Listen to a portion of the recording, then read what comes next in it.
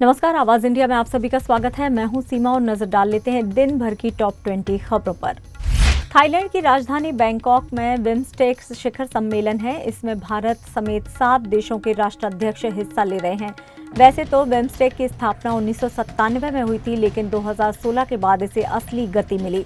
प्रधानमंत्री मोदी ने बिम्स्टेक को पुनर्जीवित करने में अहम भूमिका निभाई है। प्रधानमंत्री मोदी ने कहा है कि दशकों से वक्फ प्रणाली में पारदर्शिता की कमी थी। इससे खासतौर पर मुस्लिम महिलाओं, गरीब मुसलमानों, पसमानदा मुसलमानों के हितों को नुकसान पहुंचता था। संसद द्वारा पारित कानून पारदर्शिता को बढ़ाएगा और लोगों के अधिकारों की रक्षा भी करेगा। झारखंड में 21 जगहों पर ईडी की छापेमारी हो रही है। आयुष्मान योजना घोटाले में ये कार्रवाई हुई है।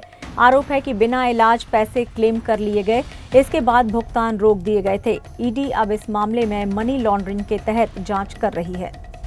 केरल के मुख्यमंत्री पिनाराई विजयन की मुश्किलें बढ़ने वाली हैं। उनकी बेटी वीना टी पर सीरियस फ्रॉड इन्वेस्टिगेशन ऑफिस ने 2.7 करोड़ रुपए के फर्जी लेनदेन का आरोप लगाया है। एसएफआईओ ने कोच्चि की विशेष अदालत में आरोप पत्र दाखिल किया है। प्रसिद्ध बॉलीवुड अभिनेता मनोज कुमार का मुंबई के कोकिलाबेन अस्पताल में निधन हो गया। अपनी देशभक्ति वाली फिल्मों के लिए मनोज कुमार को भारत कुमार के नाम से भी जाना जाता है।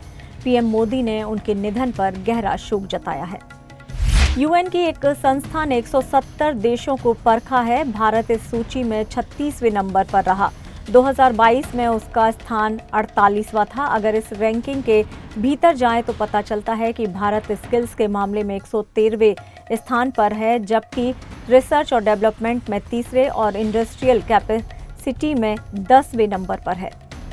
दिल्ली में कल से आयुष्मान योजना लागू होगी। दिल्ली सरकार कल केंद्र सरकार के साथ एक MOU साइन करेगी। सबसे गरीब लोगों को प्राथमिकता दी जाएगी। पहले अंत्योदय अन्न योजना वाले लाभार्थी को इसका लाभ मिलेगा। मोदी सरकार के लिए वक्फ बिल को पास कराने में नीतीश कुमार की JDU से लेकर चंद्रबाबू नायडू की TDP, जयंत चौधरी की RLD, चिराग पासवान की LJP और जीतन राम मांझी की हम पार्टी का अहम रोल रहा है। ऐसे में मुस्लिम समुदाय के बीच भारी असंतोष है, जिसका साइड इफेक्ट भी सामने आने लगा है। कोलकाता हाई कोर्ट ने पश्चिम बंगाल के हावड़ा में रामनवमी रैली को इजाजत दे दी है, मगर कोर्ट ने कहा है कि इस रैली में हथियारों की अनुमति नहीं रहेगी। साथ ही इसमें बाइक रैली भी नहीं होगी। पश्चिम बंगाल के शिक्षक भर्ती घोटाले में सुप्रीम कोर्ट ने भ्रष्टाचार की पुष्टि करते हुए दोषी उम्मीदवारों की नियुक्ति रद्द करने का आदेश दिया है। इसके बाद बीजेपी ने मुख्यमंत्री ममता बनर्जी पर हमला बोलते हुए उनसे इस्तीफे की मांग की। बीजेपी प्रवक्ता संबित पात्रा ने कहा है कि बंगाल में क्या हो रहा है आप सब वाकिफ हैं। बंगाल का भ्रष्टाचार और दीदी की दादागिरी सबको पता है। प्रयागराज में महाकुंभ मेले के बाद योगी सरकार ने सभी 75 जिलों में गंगा जल पहुंचाया है। अब विदेशों से भी इसकी मांग आ रही है। जर्मनी को पहली खेप भेजी गई है। महिला स्व सहायता समूह 5000 से अधिक बोतलें पैक कर चुके हैं।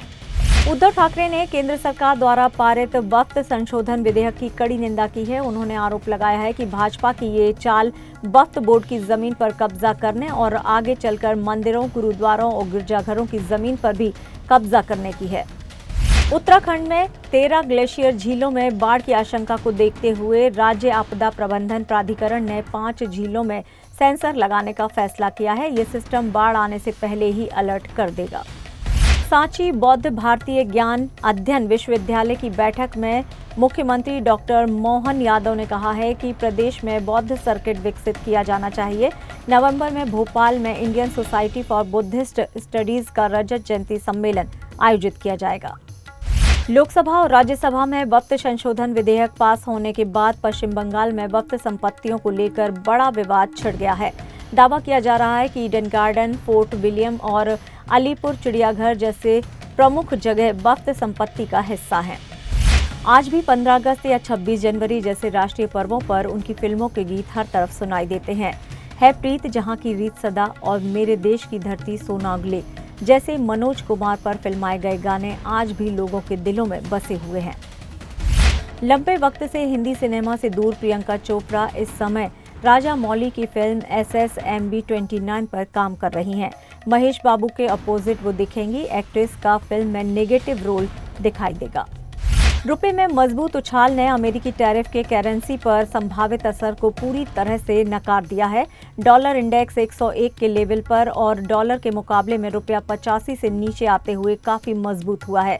जानकारों की माने तो अमेरिका में मंदी और महंगाई के डर के कारण डॉलर में गिरावट देखने को मिल रही है। बांग्लादेश के मुख्य सलाहकार मोहम्मद यूनुस ने प्रधानमंत्री मोदी से शेख हसीना को सौंपने का आग्रह किया है। मोदी ने बांग्लादेश में हिंदुओं और अल्पसंख्यकों के खिलाफ अत्याचारों पर गंभीर चिंता व्यक्त की और तत्काल समाधान की मांग की है। यूनुस ने आरोप लगाया है कि हसीना भारत से बांग्लादेश की राजनीति को अस्थिर कर रही हैं। जर्मन सेना बुंडेसवेयर के चीफ जनरल कार्स्टन बाइलर ने हाल ही में कहा है कि हमें रूस से खतरा है, पुतिन से खतरा है, हमें जल्द से जल्द तैयार हो जाना चाहिए। फिलहाल टॉप 20 खबरों में इतना ही। नमस्कार।